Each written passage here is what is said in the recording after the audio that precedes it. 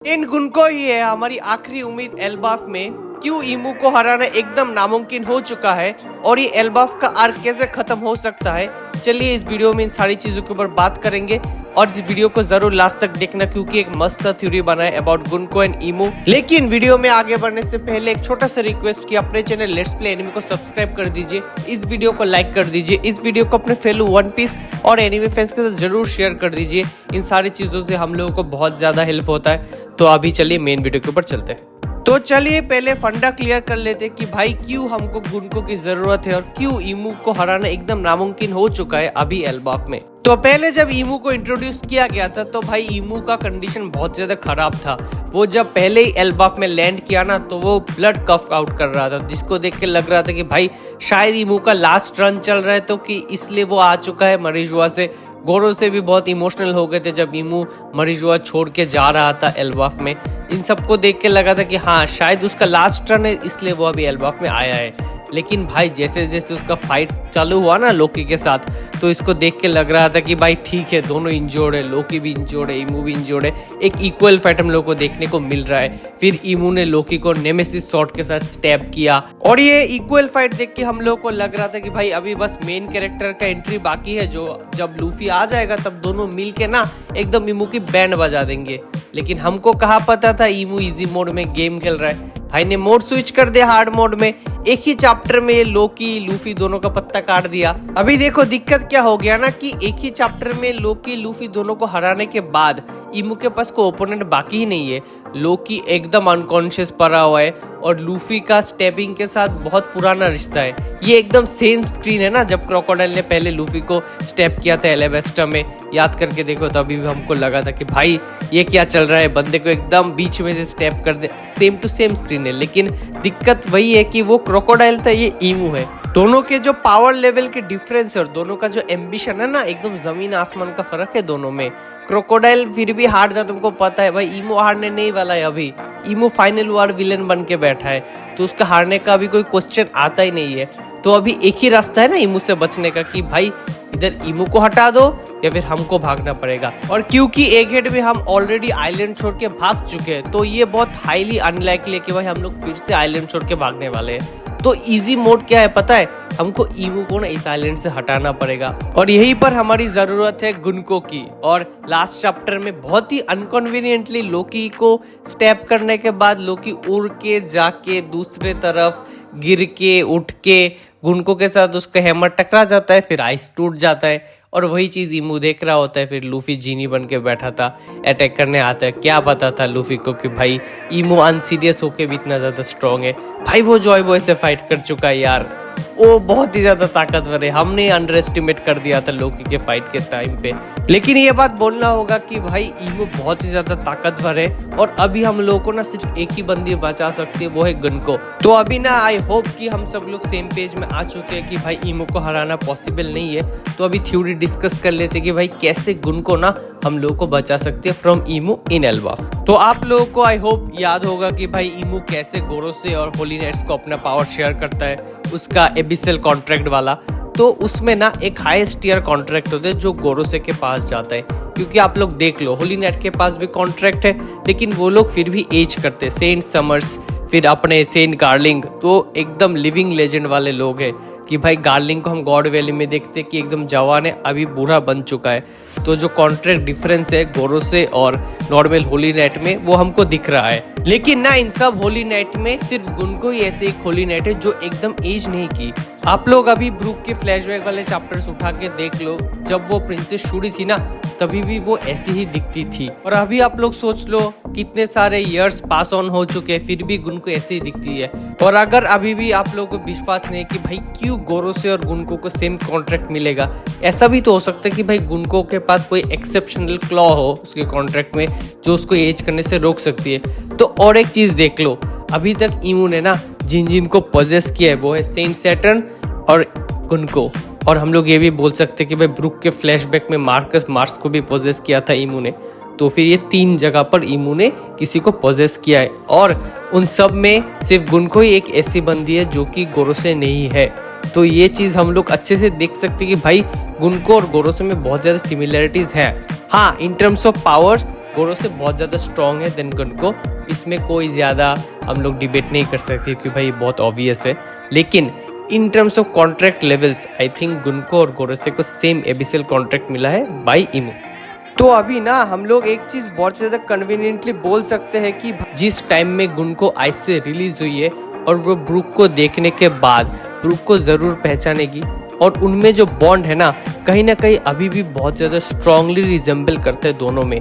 क्योंकि भाई ब्रूक गुनको को देखने के बाद स्ट्रॉ हेड के सामने झुक गया कि भाई मुझे प्लीज़ आप लोग मदद करो गुनको को बचाने के लिए, और गुनको को भी ये बात बहुत ही अच्छे तरीके से पता है कि भाई मुझे ब्रूक का म्यूज़िक अभी भी टिल दिस डेट बहुत ज़्यादा पसंद है। इनफैक्ट जब सेंट समर्स और किरिंगहैम के साथ गुनको पिकनिक पर थी, इमेजिनरी पिकनिक जो कि किरिंगहैम ने अपने मैजिक के हिसाब से क्रिएट किया था, वहाँ पर भी भाई वो सिर्फ ब्रूक का ही गाना सुन रही थी। तो कहीं ना कहीं तो ये बात क्लियर है कि भाई गुनको अभी भी ब्रूक को याद रखती है और अभी भी उसके गाने सुनती है। और ब्रूक का जो एफ्रो है ना वो नंबर 1 गिवे हुए है। जब भी गुनको उसके एफ्रो दिखेगी तब बोल देगा भाई ये तो ब्रूक है। और हमको ये बात बहुत ही अच्छी तरीके से पता है कि भाई जब प्रिंसेस शूरी थी गुनको उसके किंगडम में तब वो ब्रूक को पसंद करती थी। और अगर इस टाइप का अफेक्शन उन दोनों में रहा, जो कि आई थिंक रहेगा, क्योंकि अगेन वन पीस में हम लोग देखते कि भाई जो प्रीवियस अफेक्शन या फिर जो प्रीवियस बैक स्टोरी है वो बहुत ही ज़्यादा इंपॉर्टेंस होल्ड करते हैं। तो फिर मैं ये शौक नहीं होऊंगा देखने के बाद कि भाई गुनको एक ही टाइम में टीम बदल ले, from Imu's team to Brooks team. May be not 100% पर इतना तो कर ही सकते हैं ना ब्रूक के लिए, इतने साल बाद अपना दोस्त या फिर अपना फॉर्मर लवर उसको दिखा है जो कि उसके किंगडम एस्पेरिया में उसके साथ था, उसका टीचर, उसका लवर। तो इतना तो बंदी कर ही सकते हैं थोड़ा बहुत। आई थिंक वो करेगी क्योंकि अगेन वन पीस में हमको ये फिर से देखने को मिलता है कि भाई ओल्ड बॉन्ड्स कितने ज़्यादा स्ट्रांग होते हैं कंपेयर टू न्यू बॉन्ड्स। तो फिर ये चीज़ ना बहुत ज़्यादा इंपॉर्टेंट हो जाते हैं कि भाई फॉर एटलीस्ट राइट ना गुनको हमको हेल्प ज़रूर करेगी। और यहीं पर हम लोग आ जाते हैं कि भाई हम लोग इमू को ना कैसे हटा सकते हैं फ्रॉम दिस आइलैंड, क्योंकि भाई उसको हराना तो भी पॉसिबल है नहीं। इवन हम लोग अगर गुनको का फुल स्ट्रेंथ भी ऐड कर दे तो शायद कोई भी डेंट नहीं आएगा इमू के ऊपर, क्योंकि भाई वो अगेन इतना ज़्यादा स्ट्रांग है। तो अभी ना हम लोगों को इमू को हटाना पड़ेगा फ्रॉम दिस आइलैंड। और इसके लिए ना एक चीज़ आप लोग देख लो कि भाई इमू इस आइलैंड में आया है, उसने लोकी लूफी अपने मेन कैरेक्टर को भी हरा दिया है। तो अभी ना इमू के पास ज़्यादा कुछ बाकी है नहीं इस आइलैंड में अचीव करने के लिए।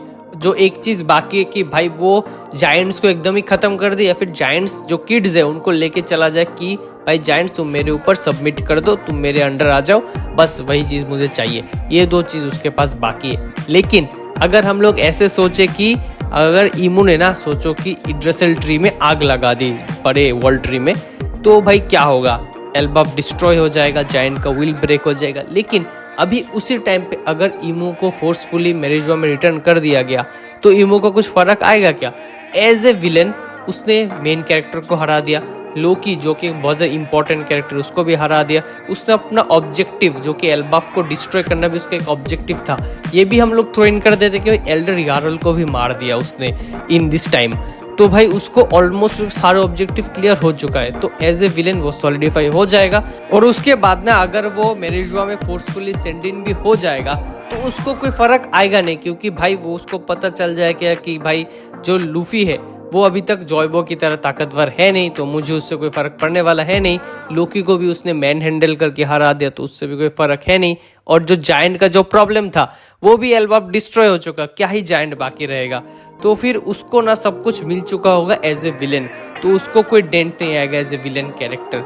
लेकिन हम लोग ना अभी उसको हरा नहीं सकते, तो फिर क्या गुनको उसको फोर्सफुली रिटर्न कर सकती है? तो आई थिंक हाँ वो कर सकती है, क्योंकि अगर आप लोग याद करके देखो तो जब शैमरॉक आया था सेंट समर्स सेंट किरिंगहैम आए थे।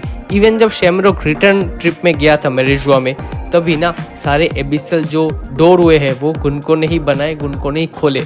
तो हम लोग ये बात बोल सकते हैं कि भाई उसके पास अच्छी खासी एक्सपर्टीज तो है, क्योंकि भाई शैमरॉक उसको ट्रस्ट कर रहा है कि भाई मुझे तुम भेजो, इनको तुम लाओ। इवन वो इमू का भी पर्सनल असिस्टेंट है, वो भी बात हमको पता है। तो फिर ये सारे एक्सपर्टीज उसके पास है। और अगर आप लोग अभी सोच रहे हो कि भाई ठीक है उसके पास एक्सपर्टीज है, लेकिन हम लोग इमू को भेजेंगे कैसे?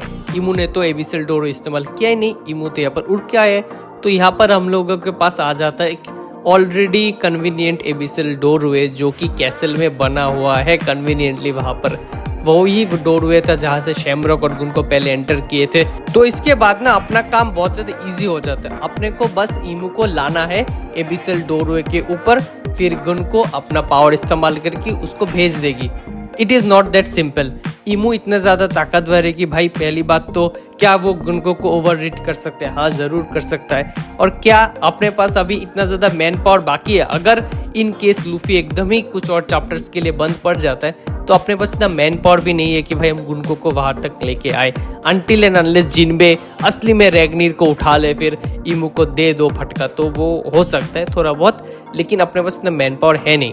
तो वहां पर आ जाता है कि भाई गुनको का स्पेशल स्टेटस, क्योंकि भाई गुनको ईमू की पर्सनल सर्वेंट है, वो हमको पता है। और ऐसे तो नहीं बना है ना कि भाई लिली जैसे दिखती है, चलो लिली मिली नहीं उसको उठा लेते हम लोग, ऐसा तो नहीं बना है। कुछ ना कुछ तो रीजन होगा।